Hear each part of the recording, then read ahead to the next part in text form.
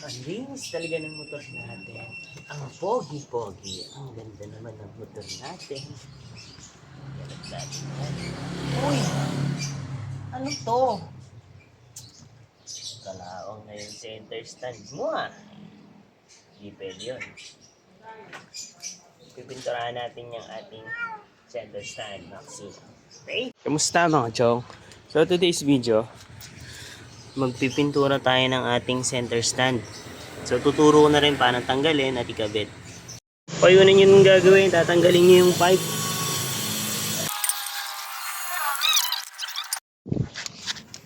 Okay, inisin muna natin.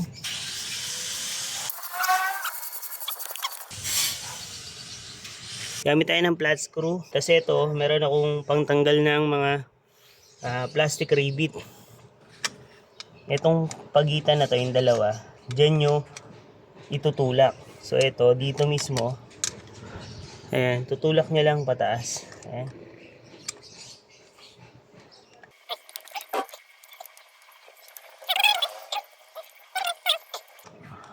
Ayan. Ayan, so tanggal na. Para mawala yung gas-gas, linisin mo lang ng steel brush. Okay, ngayon may room na tayo. Ito, itutulak to.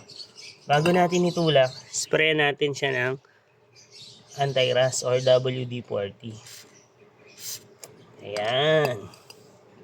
Tapos, isa-side stand na natin siya. Okay, pag na-side stand na natin, hugahan lang natin ng WD-40 para lumambot. Matilyo muna, try natin kung lulubog. Ayan. So pag bukpok, hindi malakas. Tama lang. Ayan. Okay? Palubugin lang natin muna. Tapos sprayan uli natin. Yun. Tapos gamit na tayo ng screw. Tapos pukpukin na natin. Yun, no? Okay. Sprayan uli natin. Unti lang. Kaya mo mag-penetrate.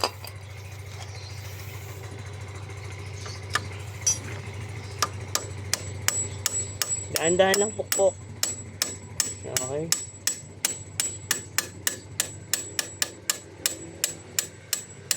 Okay. Spray ulit.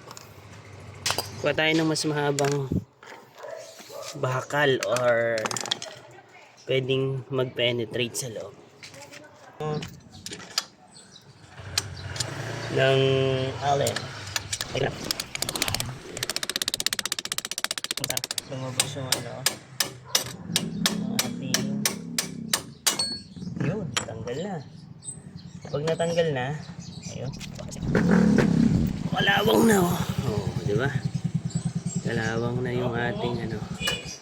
Tatanggalin. Para matanggal natin, ito, hugutin natin ito.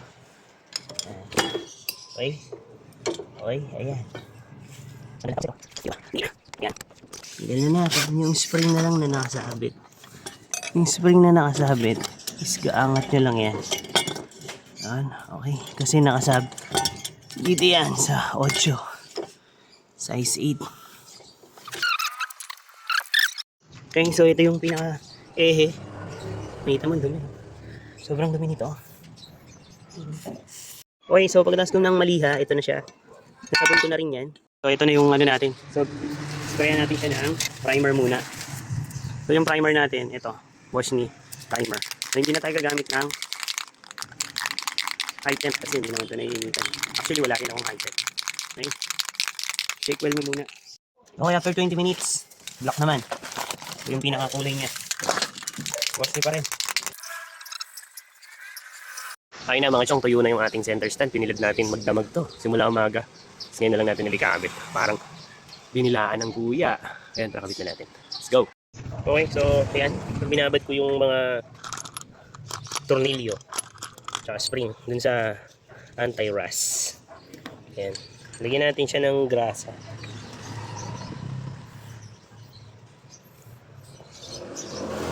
Okay, so shoot muna natin dito. Ayan. Para malagyan ng grasa yung loob.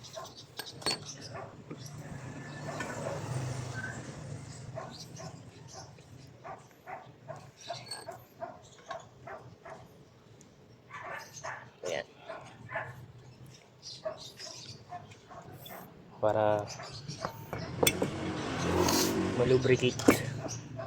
I mean, malagyan ng grasa yung loob para hindi siya maningit.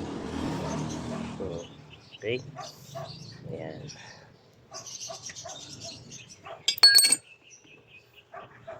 Okay, lagyan natin ng kalso yung gulong natin sa unan para hindi gumulong.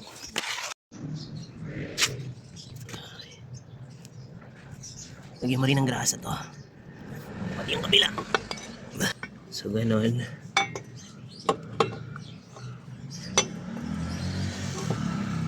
Lagyan mo na yung spring. Mamalimutan mo. Ayan. Tapos, shoot na muna natin to.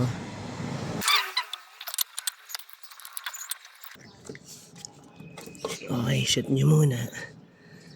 Ayan. Shoot nyo na rin hanggang dulo.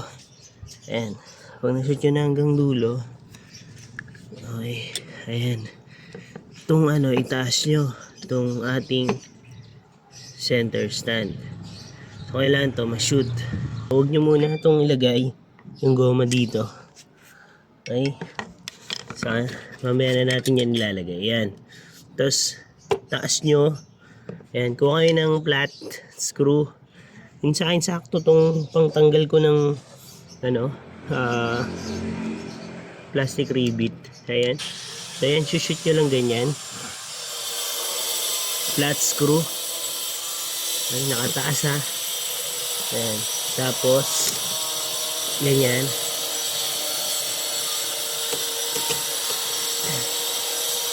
Ayun.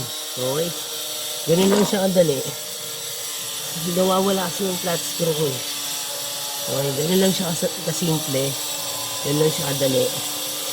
Dito nyo iumang. Hatakan nyo yung spring. Tapos tsaka nyo itutulak, hatakin nyo pagka natusok nyo, naitapat nyo na dito yung flat. Yan. Mas mahaba, mas maganda. Okay, tsaka nyo hatakin yung spring, ganyan. Then, hayaan nyo mag-slide papunta rito. Okay? Ganun lang siya kadali. Ganun lang siya kasimple. Okay, ulitin ko ulit. Hindi ko kasi talaga makita yung flat screw. Okay, ayan. Okay, ulit. Shoot. Mas maganda flat screw. Yung flat screw na yan, hindi ko makita. Okay, yan. Tapos, hatakan ko lang. Ganun lang kadali. Diba? Hatak, tapos slide. Shoot nyo lang dito. Ganun lang siya kadali. Oh. Okay, nakuha nyo ba? Ayun. Okay, so ilalagay na natin yung ating circlip. Ayan. Gamit lang tayo ng long nose para mabalik yung circlip natin. Ayan, sa kanal. Make sure na nasa kanal. Kapag hindi pa siya fully, pupukan nyo lang dun sa kabilang para sumagat. Okay, lagyan na natin. Ayan, make sure na nasa kanal. Ayan. Ayan. Tapos tutulak lang natin yan ng long nose. Ayun, no? Okay, ayan. So make sure na naikot siya at hindi siya natatanggal. Okay. Ayan. Pag sinenter stand natin yan, center stand natin ha. Okay.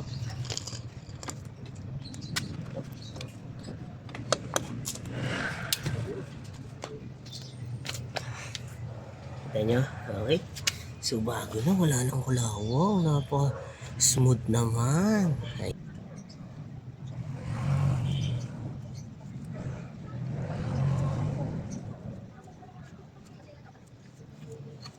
Ayun. Okay. Ayan. Suwabin na. Okay. Ayun, nakabit na. O, di ba? Wala nang kalawang ang ating center stand. Smooth na smooth ulit. Okay, ito naman. Siyempre, hindi pwedeng hindi natin ito tatanggalin.